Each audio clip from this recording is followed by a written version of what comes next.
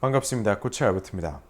자, 자존감이라고 하는 것은 우리가 스스로에 대해서 얼마나 긍정적인 자기평가를 가지고 있는지를 의미합니다. 이런 자기평가가 만들어지는 공식은 다음과 같습니다.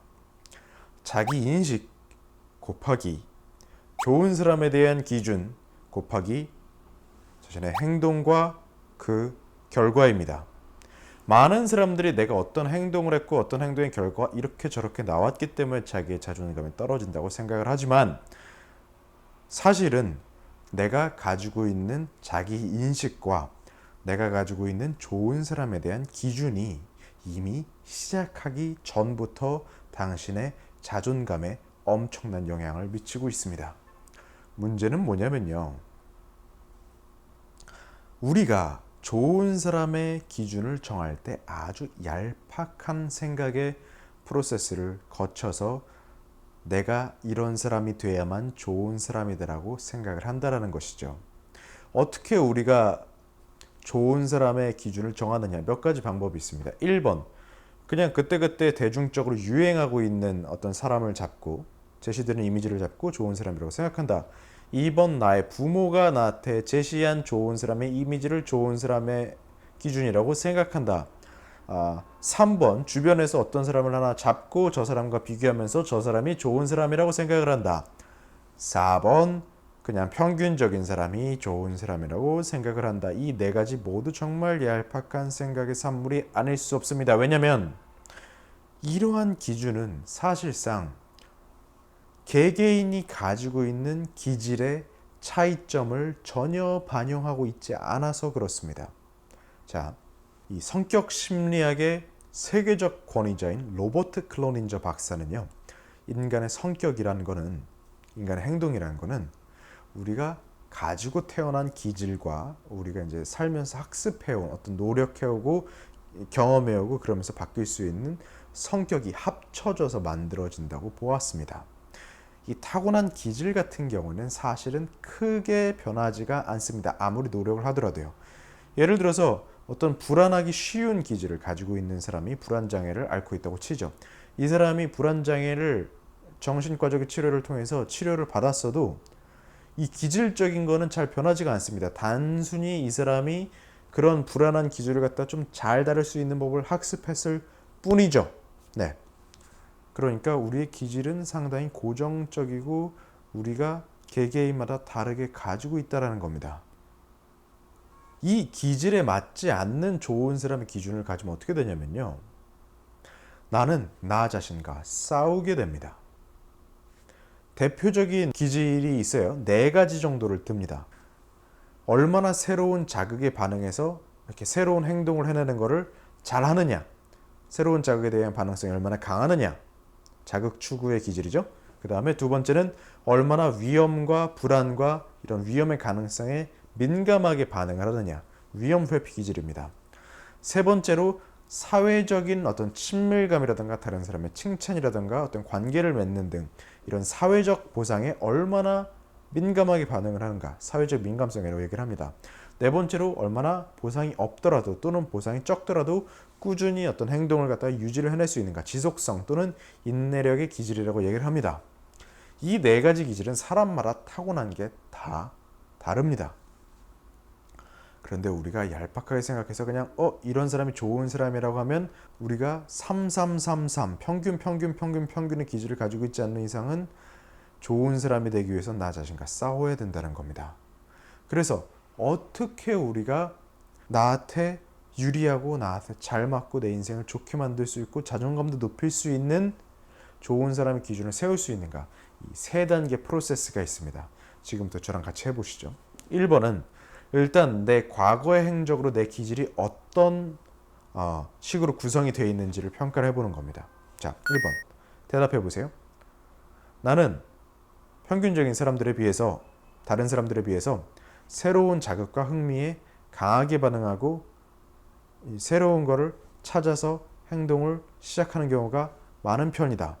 전혀 아니다면 1번, 별로 아니다면 2번, 아닌데 애매한데 이러면 3번, 그냥 평균인 것 같은 3번이고, 조금 그렇다는 4번, 매우 그렇다는 5번인 거예요.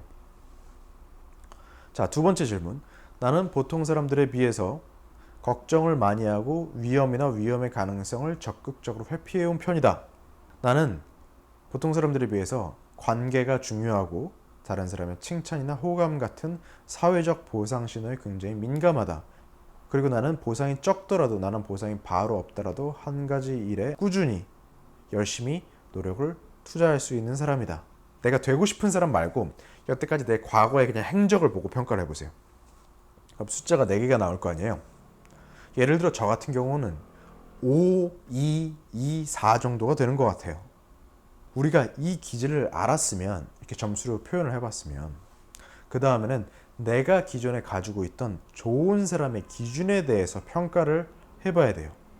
제가 정말 불행했을 때 저는 어떤 기준을 가지고 살았냐면, 사람들한테 욕먹으면 안 되고 튀면 안 되고 한 가지 일을 계속해서 꾸준히 해서 끝을 봐야 되는 사람이 좋은 사람이라고 저는 생각을 했었어요.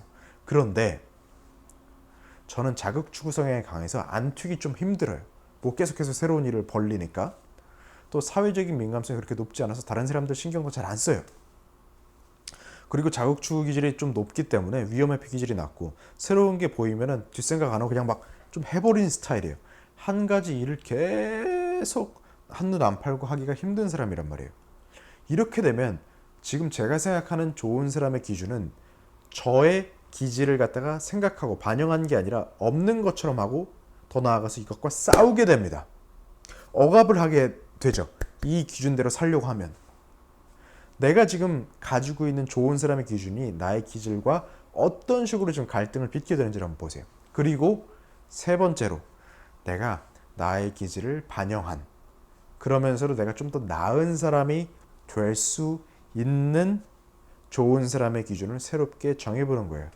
예를 들면 저는 이런 식이에요. 여러 가지 일을 할 수 있지만 하나하나에서 성과를 내는 사람. 나는 대담하지만 그렇다고 다른 사람들의 기분이나 어떤 생각을 무시하지는 않는 사람. 이 이제 저한테 있어서는 좋은 사람의 기준인 거예요. 이거는 제 기질을 반영하고 있지만 그냥 기질 그대로의 인간이 아니라 그거를 반영해서 제가 조금 더 성숙하고 잘 기능하고 더 나은 사람이 될 수 있게끔 만든 저의 맞춤형의 좋은 사람의 기준인 거죠. 여러분들도 이렇게 여러분들의 기질을 한번 생각해보고 그거에 맞는 새로운 기준을 생각해 보시기 바랍니다. 그렇게 되면 자신을 상대로 싸우는 게 아니라 자신과 함께 내가 세상과 맞서 나갈 수 있고 싸울 수 있게 됩니다. 자, 그래서 정리를 하면요. 자존감이 높기 위해선 내가 자기인식을 바탕으로 한 나한테 맞는 좋은 사람의 기준을 잘 생각해서 정해야 된다. 하지만 대부분의 사람들은 그냥 어디서 주워 들은 거를, 또는 부모가 제시한 거를 어쨌든 얄팍한 생각의 프로세스를 가지고 좋은 사람의 기준을 정하기 때문에 당연히 자기 자신을 제대로 평가할 수 없고 자존감이 낮아지기가 쉽다. 그럼 어떻게 거기서 벗어나야 되는가? 1번 자기 기질을 과거의 행적으로 한번 판단해 본다. 2번 여태까지 내가 가지고 있던 좋은 사람의 기준을 평가해 본다. 3번 자기 기질을 반영한 새로운 좋은 사람의 기준을 세운다였습니다. 자, 이 영상을 마무리하기 위해서요.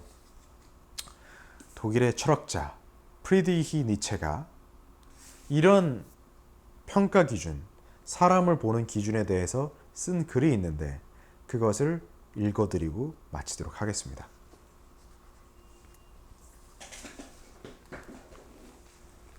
자, 우리의 가치평가. 모든 행위는 가치평가에 의거하고 모든 가치평가는 자신의 것이거나 받아들여진 것인데 대부분의 경우는 후자에 해당한다. 우리는 왜 타인의 가치평가를 받아들이는가? 바로 두려움 때문이다. 즉, 우리는 그것들이 우리 자신의 것인 듯한 태도를 취하는 것이 바람직하다고 생각하는 것이다. 우리는 이러한 생각에 길들여지고 마침내 그것은 우리의 제2의 본성이 되고 만다. 그렇다면 자기 자신에 의한 가치평가, 이것은 어떠한 것인가? 그것은 다른 사람이 아니라 바로 자기 자신에게 얼마나 쾌감 또는 불쾌감을 주는지로, 그러한 관점으로 무언가를 평가하는 것을 의미한다. 이러한 태도는 극히 희귀한 것이다. 그렇다면 대부분의 경우에 우리가 타인의 가치평가를 받아들이고 이용하는 동기가 되는 타인에 대한 우리의 가치평가는 적어도 우리 자신한테서 비롯되고 우리 자신이 결정하는 것이어야 되지 않을까? 그렇다. 그러나 대부분의 경우는 우리는 어린 아이일 때 그런 가치평가를 내리는 것이고 평생 그것을 다시 고쳐서 배우는 경우가 드물다.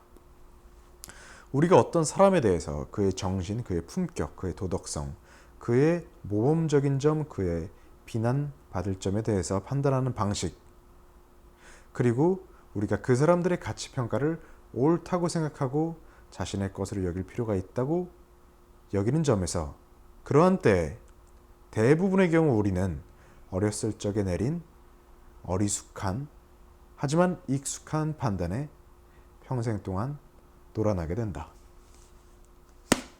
다음 시간에 뵈시죠.